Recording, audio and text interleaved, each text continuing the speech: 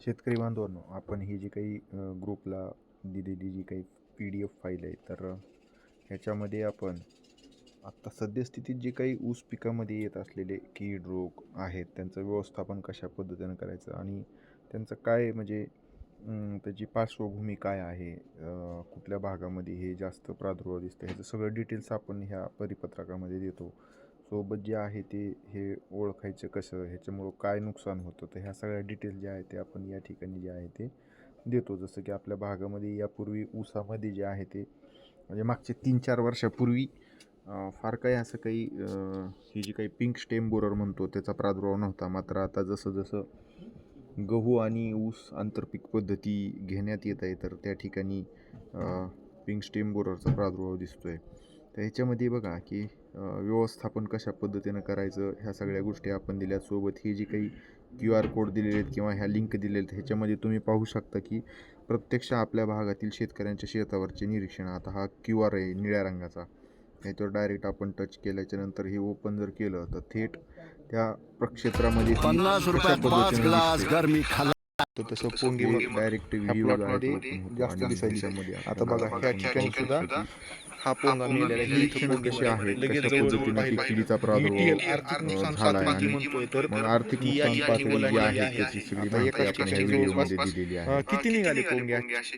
आणि आपल्याच भागातले हे शेतकरी आहेत. कुठल्या कुठल्या किडीचा प्रादुर्भाव झाला आहे त्या किडींचे निरीक्षण सुद्धा आपण ह्यामध्ये दाखवतो. गहू सोबत जर आपण आणखीन पाहिलं तर ह्याच्यामध्ये सुद्धा आपण शेतकऱ्यांचे जी काही शेतीशाळा घेतो त्याच्यामध्ये जी काही निदर्शनास आलेल्या गोष्टी आहेत तर त्या आपण त्या ठिकाणी शेतकऱ्यांना जे आहे ते दाखवतो आणि त्या ठिकाणी शेतकऱ्यांनी त्यांचे जे काही अनुभव व्यक्त केले त्यासुद्धा गोष्टी या व्हिडिओमध्ये दिलेल्या. सोबत खोडवा पिकामध्ये सुद्धा आता हा प्रॉब्लेम दिसतोय, तर खोडव्याचे निरीक्षण त्या ठिकाणी जे आहे ह्या माध्यमातून निरीक्षण घ्यालेले आहेत. आता दुसरा विषय हे करत असताना ह्याचा व्यवस्थापनासाठी काय करायचं हे सुद्धा आपण ह्या हिरव्या ह्या QR कोडमध्ये स्कॅन केलं तरी चालतं किंवा इथं डायरेक्ट लिंकवर गेलं तर चालतं. अशा पद्धतीने आपण आळवणी कशी करायची ह्याची सुद्धा प्रात्यक्षिकाचे जे काही व्हिडिओ आहेत, जे प्रगतीशील शेतकरी आहेत तर त्यांनी तयार केलेले हे व्हिडिओ आपण त्या ठिकाणी शेतकऱ्यांना उपलब्ध करून दिलेले आहेत. म्हणजे आळवणी कशी करायची तर ह्याची सुद्धा माहिती ह्याच्यामध्ये व्यवस्थित त्या ठिकाणी संकलित करून शेतकऱ्यांसाठी दिलेली आहे. सोबतच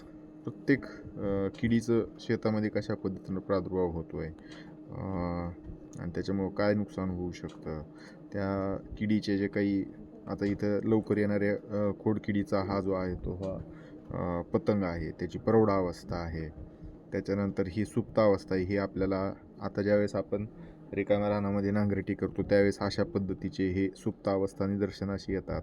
तर ती सुप्तावस्था कशी असते, अळी अवस्था त्या किडीची कशा पद्धतीने असते, ह्याचे डिजिटल सगळं लिटरेचर आपण ह्या ठिकाणी जे आहे ते ह्या PDF आपल्या शेतकरी बांधवांसाठी दिलेलं आहे आणि ह्या दोन्ही अळीतला फरक काय आहे ते सुद्धा आपण त्या ठिकाणी दिलेलं आहे. सोबत आता ही जी काही दुसरी जी महत्त्वाची कीड आपल्या ऊसामध्ये दिसत आहे ती म्हणजे पिंक स्टेम बोरर आपण त्याला म्हणतो. गुलाबी खोड पोखरणारी तिचा पतंग कशा पद्धतीने दिसतो, तर हे सगळ्या गोष्टी ह्याच्यामध्ये समाविष्ट केलेल्या आहेत. तर आता जे काही आपल्या ऊस पिकामध्ये जी काही नुकसानकारक किडी आहेत तर ह्याची सगळी डिटेल्स आपण ह्या ठिकाणी दिले, तर ह्या परिपत्रकाचा म्हणजे अभ्यास किंवा ह्याची माहिती कशा पद्धतीनं आपण घेऊ शकता तर ह्याच्यासाठी हा व्हिडिओ तयार केला आहे. ह्याच्यामध्ये महत्त्वाचा जो काही भाग आहे ह्या लिंकसुद्धा ज्या आहेत त्या महत्त्वाच्या आहेत. ह्याच्यामध्ये आपण जाऊन प्रत्यक्ष शेतामध्ये ती कीड कशी दिसत आहे आणि तिचं व्यवस्थापनाच्या उपाययोजना आपण या ठिकाणी दिल्यात. अशा पद्धतीने डायरेक्ट QR कोडवर आपण टच करून किंवा ह्या दिलेल्या लिंकवर जर डायरेक्ट टच केलं आपण तर आपण थेट त्या ठिकाणी जे आहे ते ह्याचे व्हिडिओसुद्धा जे आहे ते आपण